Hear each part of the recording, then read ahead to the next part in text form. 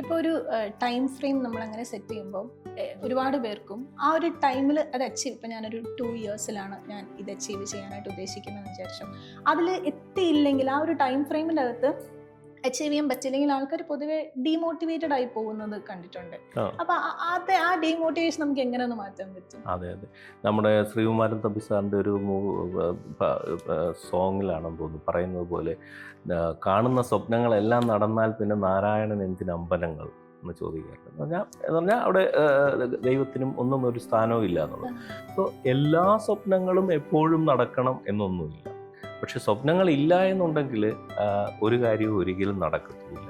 So സ്വപ്നങ്ങൾ, അതായത് dream അല്ലെങ്കിൽ ഡ്രീമിന് മുമ്പുള്ള സംഗതിയാണ് തോട്ട് എന്ന് പറയുന്നത്.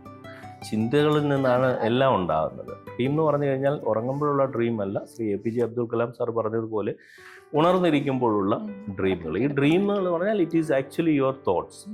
സോ ഈ തോട്ട്സുകളിൽ നിന്നാണ് എല്ലാം തുടങ്ങുന്നത്.